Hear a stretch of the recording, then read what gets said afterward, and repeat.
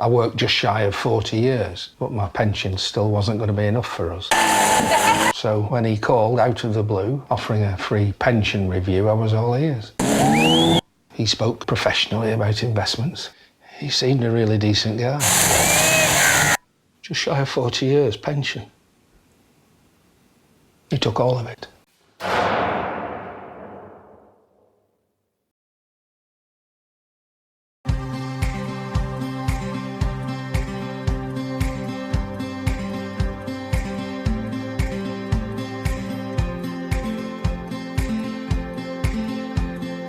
Welcome to the Church Times podcast. Try 10 issues for £10 or 2 months access to our website and apps also for £10. Go to churchtimes.co.uk/new-reader.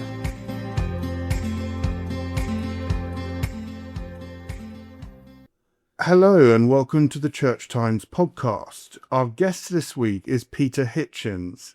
Peter is one of the most well-known and well-travelled columnists and commentators in Britain.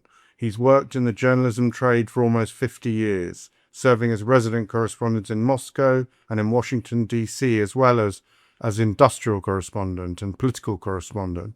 A practicing Anglican Christian and a small C conservative, he's known as controversial, at once celebrated by his many admirers and reviled by his opponents. Few people who've come across him have no opinion on him. Peter has a weekly column for the Mail on Sunday and also writes for the Daily Mail, among a range of other outlets. A regular broadcaster and a prolific book writer, he is the author of The Rage Against God, first published in 2010 by Continuum. Peter, welcome to the Church Times podcast. Thank you for having me, as all media-trained people are now supposed to say, even though I'm not media-trained. Have you noticed that? Every interview now begins with, thank you so much for having me here. Yes, is it Americanized? It's media training. They're all told to make themselves sound human. Right. Anyway, sorry. Well, talking of sounding human, let's start by discussing the church.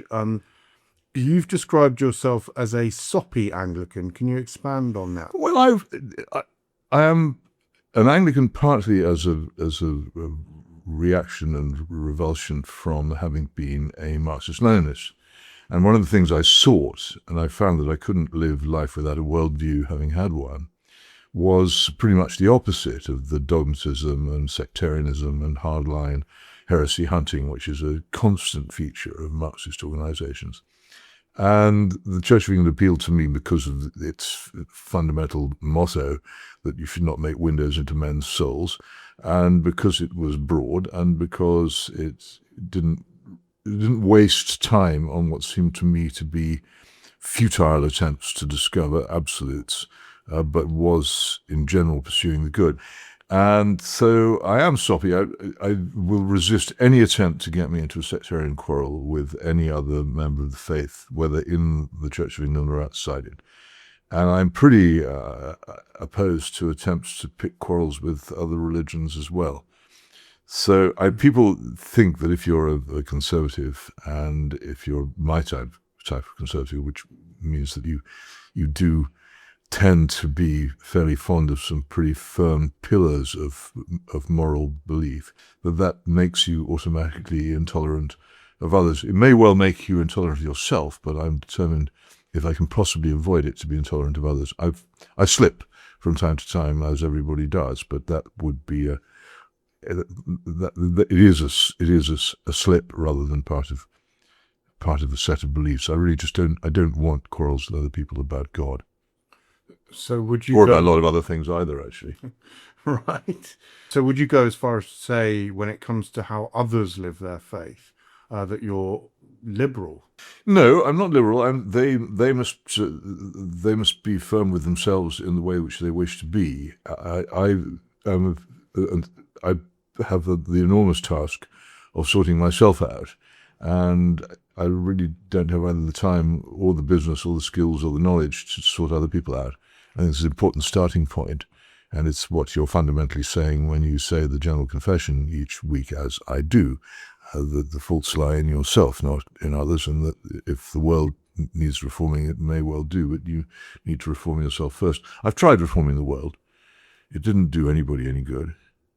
You've never been afraid to change your mind. Is it fair to say that I have been afraid to change my mind, but I overcame the fear. That's everybody who is faced with changing his mind must fear it, seems to me. Otherwise, it won't be a real change of mind. You lose a lot by doing it. It's quite uncomfortable. Is the ordination of women an issue that you've changed your mind on? Because it began obviously in 94, Yeah, I wasn't. bishops in 2014, but recently you've been speaking out for... Well, I wasn't paying all that much attention. I think it was a minor issue to me when I returned to the church, which was back in the middle 80s. The main thing which seemed to me to be troubling to me was the decision to throw out the Book of Common Prayer and the King James Bible. I found it distressing, and I found it quite hard to like the people who were in favour of it, but that was what concerned me, the issue of women's ordination. I did find some of the triumphalism of the pro-ordination people pretty off-putting, because I do find triumphalism off-putting. But I think the more that I thought about it, the more it seemed to me that it really wasn't something that I found distressing, and I began to meet women who'd been ordained who appeared to me to have a pretty sound grasp of the faith, and who in some cases used the 1662 book in the Authorized Version. And I thought, what can possibly be wrong with that? Nor do I think that it's a biblical thing. It's quite clear in the life of Christ that he saw women as equals, and if he didn't appoint them to be in the 12 disciples, it doesn't seem to me to be decisive in saying that women can't be in the priesthood. If I were a Roman Catholic or an Anglo-Catholic and believed in the actual sacrifice of the Mass, I think I might take a different view, but I'm not. No, and perhaps we'll come to that briefly, but and of course the women witnesses to the resurrection. Well, exactly, and Martha and Mary. I mean, these are plainly crucial characters in the Gospels. And you did say, I think, in a recent Cambridge Union debate that women had effectively rescued the Church of England. Well, I think it's visibly true. I think, given all the horrible child abuse scandals and many other things that have been going on over the past few years, if it hadn't been for the ordination of women, there would be very few vocations. And you look at the Roman Catholic Church and the terrible problems it has, partly because of its insistence on compulsory celibacy. Now, I admire people who volunteer for celibacy, but I'm not so sure about compelling them into it.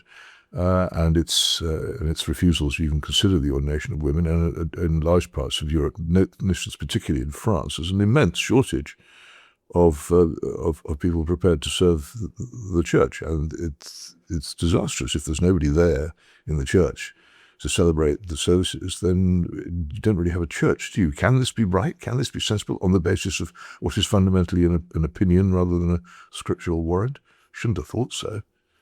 And we're meeting today, the day after Sarah Mullally's installation as Archbishop of Canterbury. You said some time ago that the jury's out on her. What are your latest thoughts? Well, I think you still have to say that. The poor woman's barely been enthroned or whatever, installed or plugged in or whatever the official term is at the moment. I think that she has to be given a chance. I had a personal direct conflict with Justin Welby in the George Bell issue, and I found it very difficult after that to be anything other than dismissive of him if asked. But I tried, for the sake of peace and quiet, not to make too much of it. But I think you have to give anybody who's put in that task a fair wind to begin with. Everybody has a honeymoon. Shifting gears slightly, you reject, I think, the very concept of theology. I don't reject it. It's not for me. Right. Just as I found that English linguistic philosophy, which was mainly what my university tutors wanted to teach me back in the 70s, and that wasn't for me either. So I oiled out of studying it. I still technically have a degree in it. I didn't actually do any work in that direction. And we'll come to you in more detail. Marxism-Leninism, on the other hand, I had quite a lot of fun with, but I wouldn't call that philosophy. It's basically modern Machiavellianism.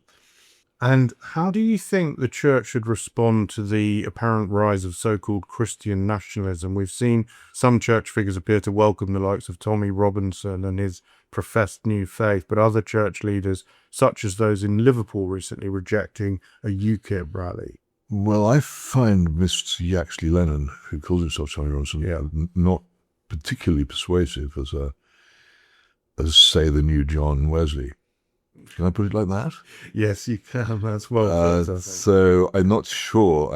One must welcome any interest in people who seek salvation and not get in their way. But I think you have to be quite a bit careful. And there was always the seed which fell upon stony ground, wasn't there? That may be me, by the way. I make no comment on my own devotion, but it may also be other people.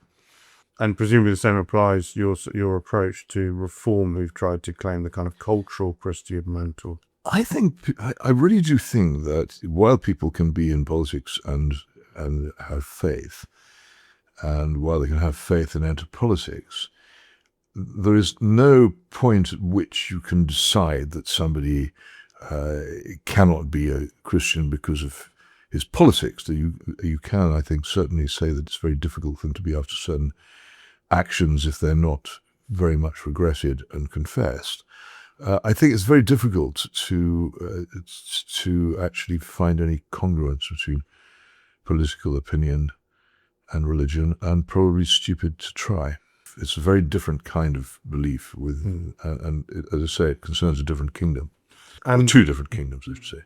And going a bit now into your own personal faith, if we can just dig into that a little bit, what was the respective faith position or background of your parents? No idea, really. I think my mother's life was so complicated and confusing that I still don't know a lot of what happened in her childhood and young womanhood. I really don't know what her life was. I don't recall the discussion of religion ever taking place in our house. We've seldom, when I was home from school, went to church. On the couple of occasions I can remember doing so, it was at my urging rather than anybody else's.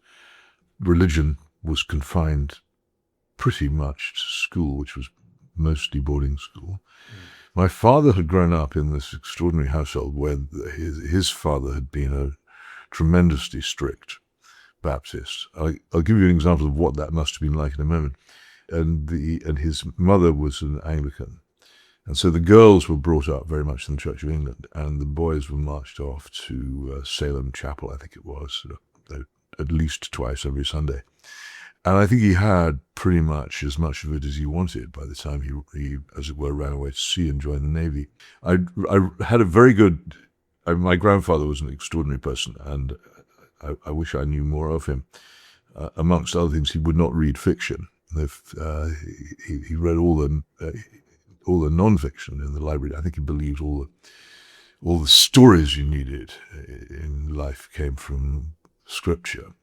He wouldn't have television in the house or a telephone. There was a huge assembly of enormous wooden fretwork radio sets, wirelesses he called them, several which didn't work.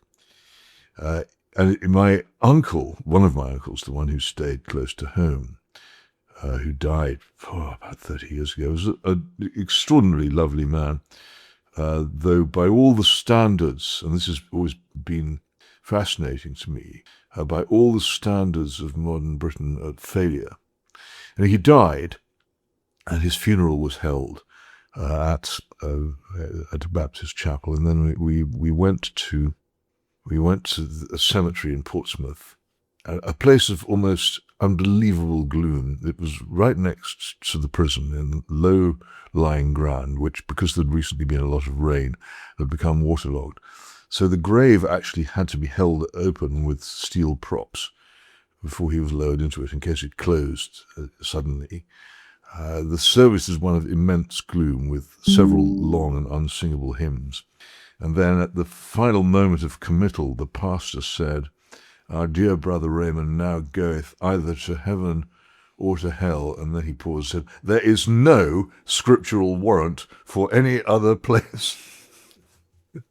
I thought, and my aunt, his sister, who was standing, so we exchanged, it was quite humorous glances. It was so grim, it was actually funny.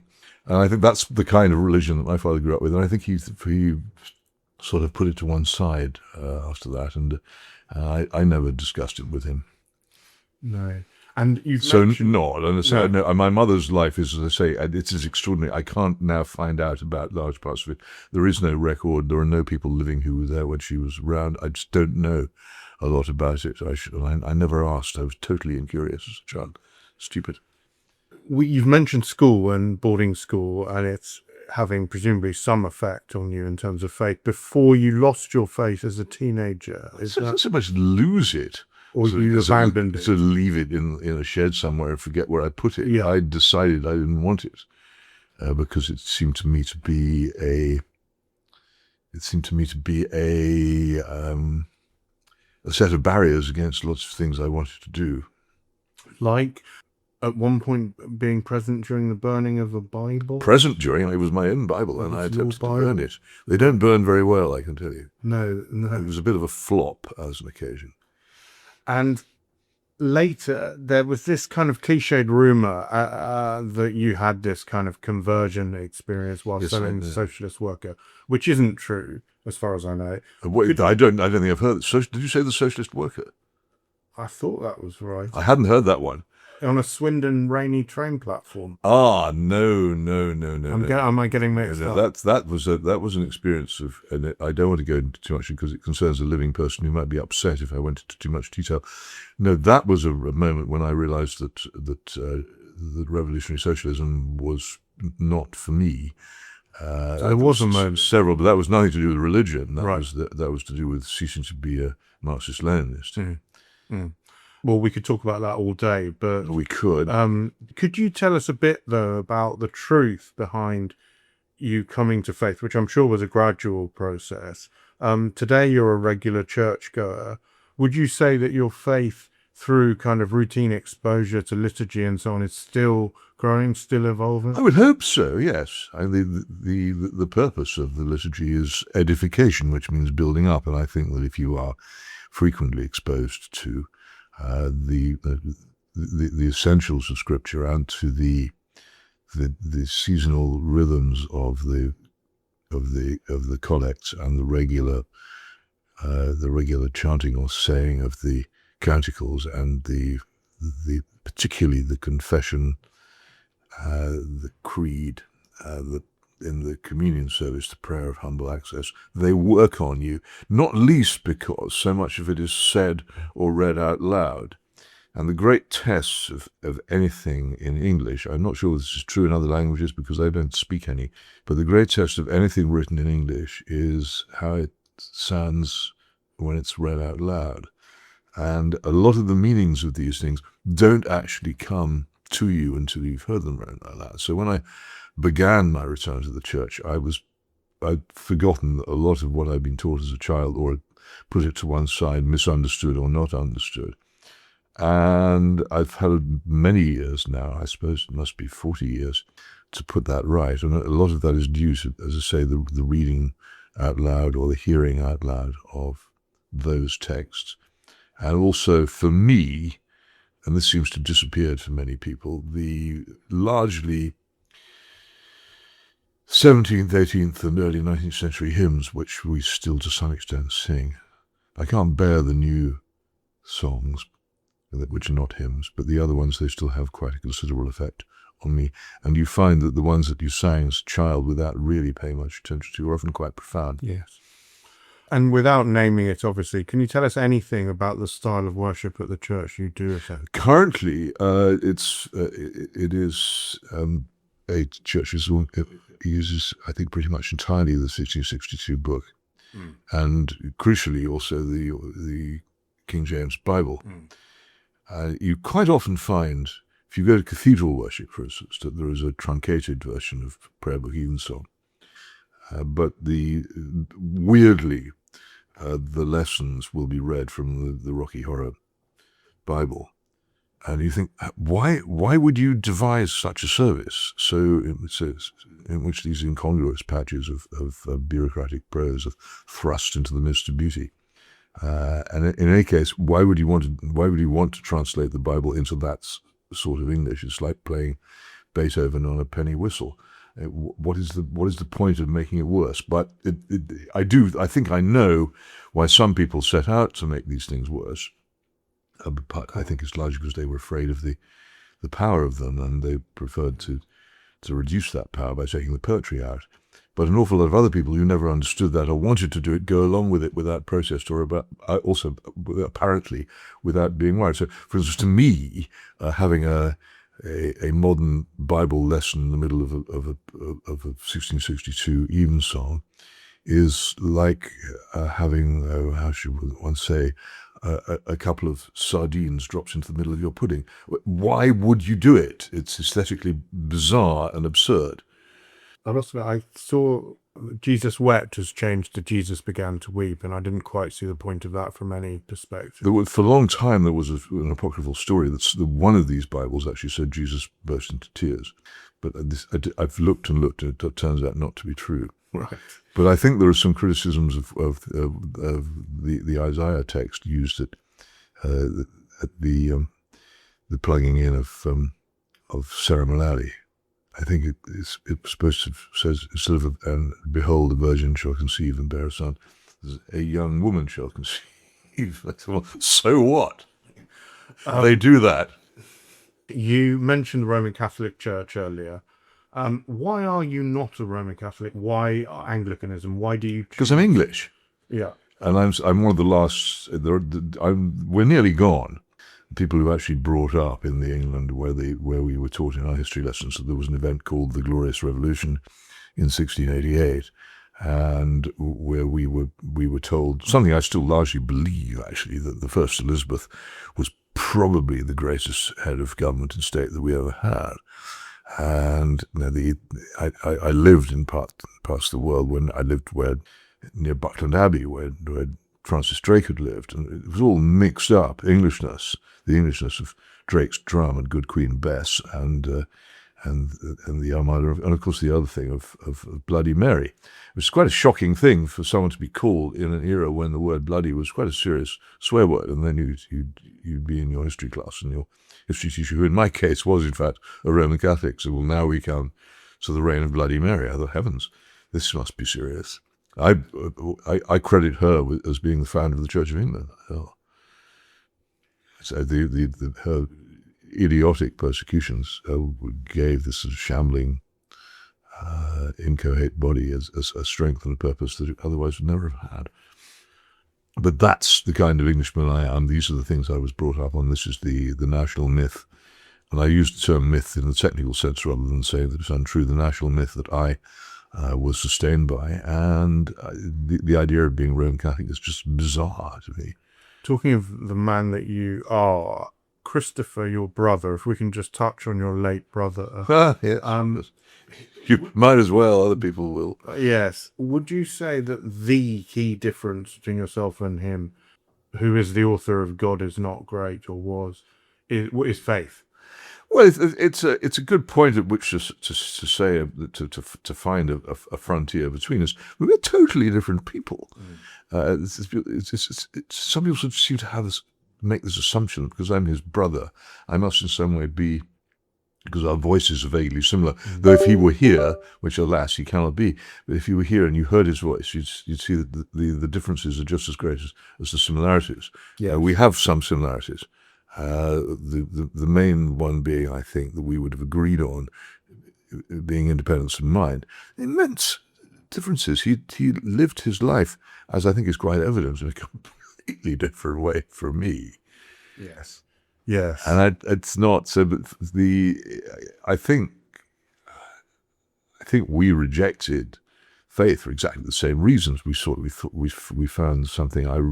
There's quite a long essay on this. I think it's in the Rage Against God about the way in which I viewed in my adolescence, the way in which I viewed religion, and the slightly the sort of chokingly oppressive effect that it had on me because it conflicted so much with my desires to do what I wanted to do. It's interesting, I was looking at his memoirs the other day, and I think I must have seen it, but had forgotten it. He mentions Mamas and the Papas song. Everybody knows California Dreaming, but this was another one they sang which the phrase is, go where you want to go, do what you want to do, with whoever you want to do it with. Now, there's a time in my life when I very much believed in that as a principle of life. He writes in his memoir that it haunted him because it was such a summary of how he felt when he first went out to Oxford. I found that after a while that this wasn't anything like as satisfactory an arrangement as I thought it would be. I think he continued to think it till the day he died. That's fascinating. So we are different people, but there were times when we marched in step. Yes. I don't want to say that anything like that. But we were always different from the day I first came to consciousness. We were different, and we fought. Yeah, literally, physically. Oh, very much so. Yeah. Yes, and brothers sometimes get on very well, and I envy them for it. But we weren't that kind. And a lot of other brothers fight, and it's not unusual. looking back now, Don't need Freud to explain it. no, certainly not. 15 years, I think it's been almost since his death. Just finally on Christopher, what are your reflections now? How do you feel, for want of a better term, about him Oh, now? well, I'm so fortunate to have had a brother like that, because it was he took me out of what would otherwise, I think, have been a normal suburban existence, which I think, without the stimulus of his influence, have perhaps found satisfactory, out into the world far beyond that.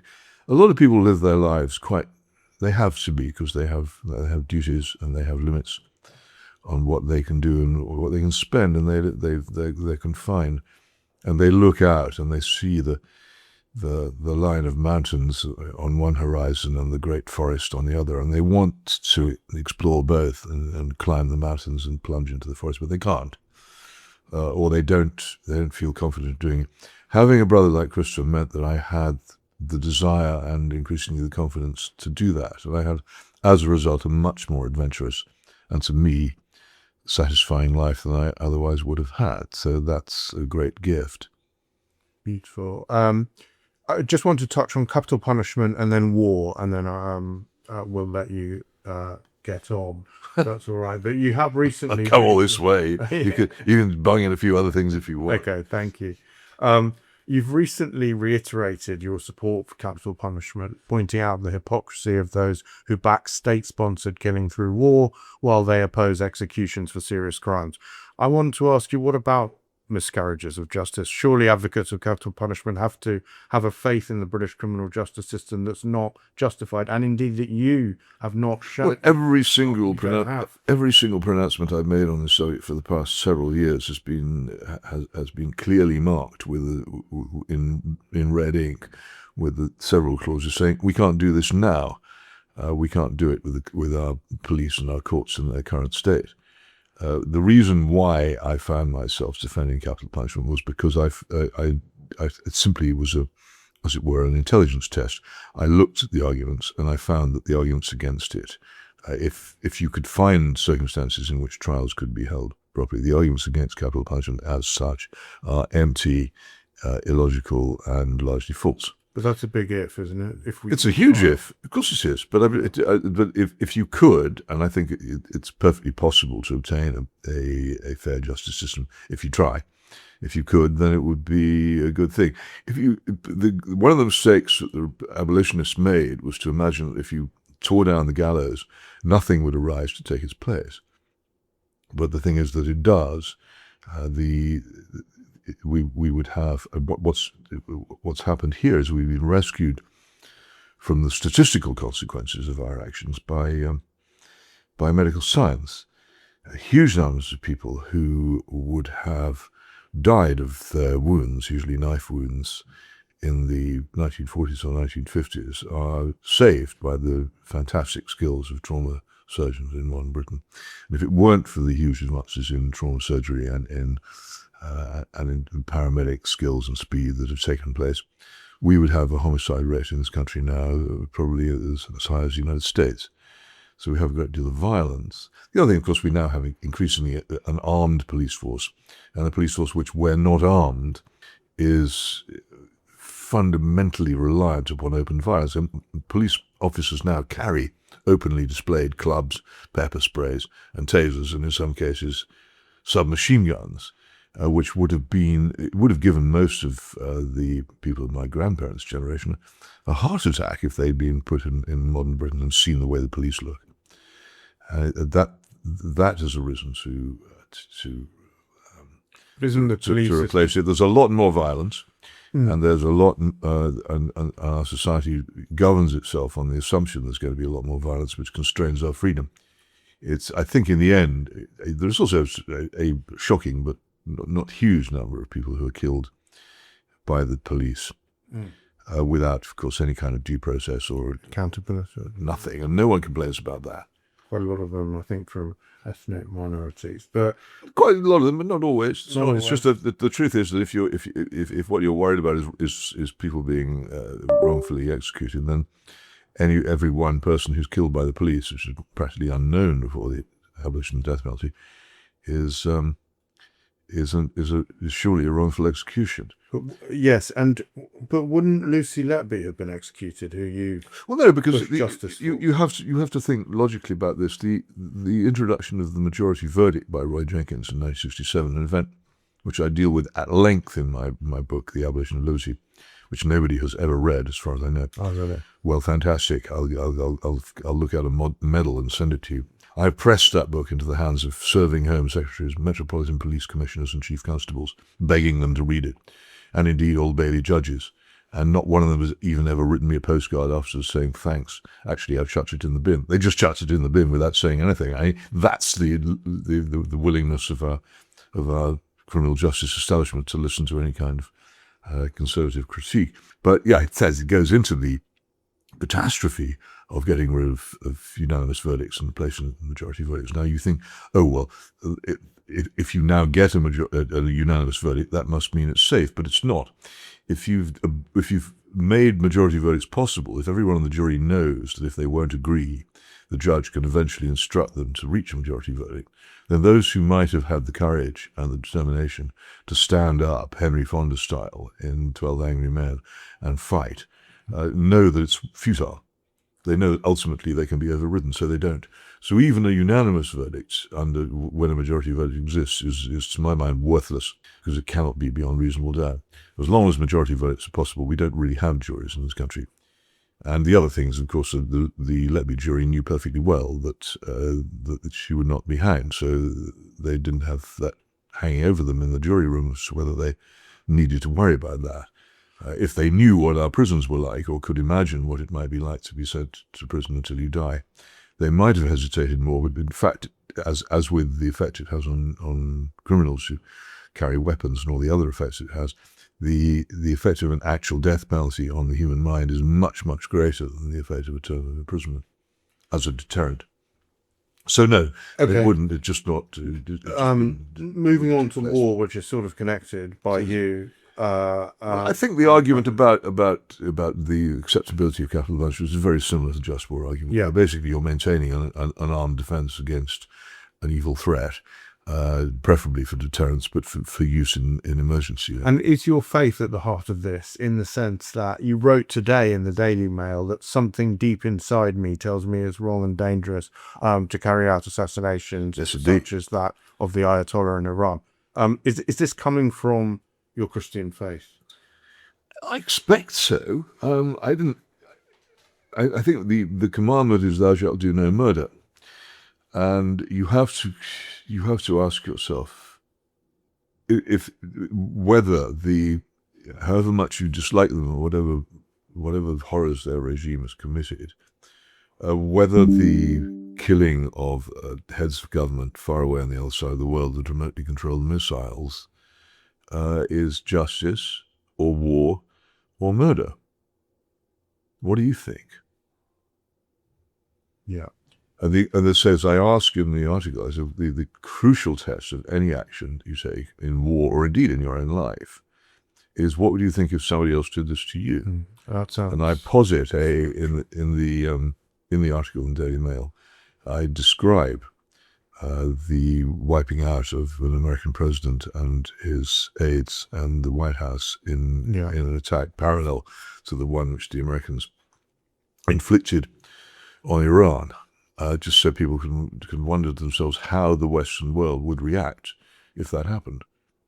You've travelled, as I said, widely to dozens of countries, including, incidentally, to Iran. What did that teach you, and what would you say your travels have taught you? I used to go. We used to go to foreign countries. I mean, I think I was born abroad, but I don't remember it. My first voyage abroad was to Paris in 1965, and I used to go to foreign countries. Born in Malta? Yeah. I used to go to foreign countries, looking at all the ways in which they were inferior to Britain, which I think is quite common. I had this, I used to go to France, so I used to think, oh, these French. And it gradually dawned upon me as I travelled not just to France, but to other continental countries and then further around the world, that honestly, I would be much better occupied in concerning myself what was wrong with my own country and in seeing what I could find in other countries which was interesting or instructive, but not to have this attitude that the world was a place which needed to be reformed by Peter Hitchens, which it doesn't need to be. And what do you make of So if you read my book, which I could not get a publisher to publish, so I did it myself, still brings in a small but notable link. Breaks in more. Short breaks in Mordor. Short breaks, yeah. Available at the flick of a button, and I have to say, really, really good. You'll find this theme in all the places that I go to. I'm not looking for ways in which I can say, oh, well, this is how North Korea should be reformed. I say, this is what North Korea is like. This is how people live there. And you should start from that. You were reporting. I was reporting, but I was reporting, I thought sympathetically. I liked the North Koreans I met. Yeah. They were fellow creatures of mine, as Charles Dickens would have it in that wonderful phrase, fellow passengers to the grave. And you have to learn to live with the fact that there are other people who are different from you, who live in other countries in different ways, who perhaps prefer it that way. I wouldn't say that about North Korea. I think I had much choice, but in lots of countries, it may be that they live like that because they prefer it that way. Certainly in France, which I think every Englishman should visit as much as possible, because it is like having a parallel planet right next to you, which you can visit and see how almost exactly the same conditions of landscape, climate, resources, wealth, and people can come up with such totally different results. I find it incredibly instructive. You go there a lot. I do. I love France. What do you make of the evangelical Christian movement in the United States that largely supports Donald Trump? Well, I think they must have got it wrong somewhere, but I feel they're going to have to find that out for themselves, aren't they? They're not. There's no point in me sending them an open letter saying, "Hey, guys, you've got it wrong." And what about Trump's own professed Christianity and reports? Has he ever professed I think Christianity? he has said, "I am a Christian." I think he said those words. I think. Oh, I don't know. And he's been prayed over repeatedly and so on. By No doubt. pastors. Yeah. And he'll be prayed over again in the future. Yeah, But I don't. Yeah. And some US generals in the Iran war have talked about this kind of biblical battle to their troops, reportedly, allegedly. What do you make of that? I mean, I may have got all this wrong, mayn't I? Maybe what we should be doing is bombing our fellow creatures all the time. I'm always haunted by that. That it's in one of the Psalms, isn't it? He breaketh the bow and knappeth the spear in sunder and burneth the chariot in the fire. I don't somehow think the Almighty is all that keen on aggressive war, but as I say, I could have completely misunderstood the whole thing, and I'm open to persuasion if anybody can give me a good argument the other way. Why do you think it is that traditional Catholics and indeed Pope Leo seemingly oppose war as you do, and to some extent oppose Trump? Why is there a difference there? Do you think it's to do with the international? I think it is very much to do with the fact that the Roman Catholic Church, I mean, the Church of England is an international body as well, but not in the same way. I don't think it fundamentally still, and its head is still technically in Canterbury. I think that can't last much longer. I think it is. You think there'll be a split? I think it is partly because, particularly during the great conflicts of the continental Europe, the Roman Catholic Church could stand above that. Sometimes it could, depending on who happened to be in power at the time in the regions where the Vatican was situated. And sorry, just briefly, you hinted there you think the Anglican Communion will split off from the Church of England. I don't think this is. I think that the differences particularly between Anglicanism in Africa and Anglicanism in England, are so great. Can there be another Lambeth Conference? Would anybody come? I don't know. Shouldn't it perhaps be in Lagos or somewhere? I think a lot of people might be relieved by that. Trying to reconcile the irreconcilable does become tedious after a while. You've said pessimism is the best guide as to what's going to happen next, and it keeps your spirits up. How worried are you by the general state of the world at the moment? Oh, terribly. I mean, but on the other hand, I shall die soon, so I have other worries after that. Well, no, God not forbid, we all die, and I'm 74, so I'm a lot closer to it than other people, and I don't sort of look forward to it keenly, but I do realise that it's an inevitable destination. And I hope it won't be like some of the railway junctions I've been stuck at. People say, often atheists and others will say, oh, Christians and people who believe have comfort about death because of their faith. Is that something? What do you say about that? Well, I believe death is not the end. I think because I think that the whole equation of eternity, which is absolutely dependent on the existence of justice, and since it's quite plain there is no justice in this world, there therefore must be justice in the next. Now, that may not be as appealing as at first sight as you think it is, because if there is justice in the next world, it applies to you as well as to the people you would dearly love to see getting into serious trouble with big guy. But that's what I just think it's impossible for the religious equation to work unless there is something beyond death. Though what it is, we aren't really told much about. Just finally, you've described yourself as Britain's obituarist. What is the future for the Christian faith in this country, and is it time for its obituary? I would hope that it would survive, but it's not going to survive in its current form. I would love the established church to survive, but again, it's the way in which it's being run at the moment, and the draining of the parishes, and also the simple fact that millions and millions of people are indifferent to religion in this country. So if hostility would in some ways be fine, I think the great new atheist period when all publishers were producing about 5 books a minute written by people saying, I hate God, gave the Christian religion quite a large shot in the arm. But it's not enough to revive it, but it certainly made it more vigorous. But unless and until you can overcome the indifference of millions in a world which is fundamentally materialist and secular, and where people might walk past the church without really knowing even what it was, let alone what went on in there, and if they tried to find out, they'd probably find it was locked. I don't see much future for churches as organizations, but the survival of belief, I think, is, as long as there's a living, breathing human being, there's a chance for the survival of belief, and who can tell the future? Not I, for sure. Well, Peter, doesn't look good at the moment, though. Well, let's end there, because it's a half positive and I hope not. Point. I hope not.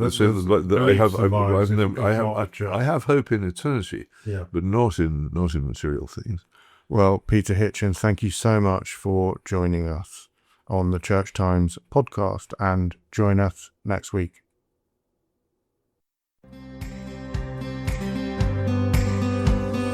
Thank you for listening to this week's episode of the Church Times podcast. You can find more news, analysis, comment, and book reviews on our website, churchtimes.co.uk. If you are not yet a subscriber to the Church Times, you can try your first 10 issues for just £10. You'll get the paper delivered to your door every Friday, plus full access to our website and digital archive.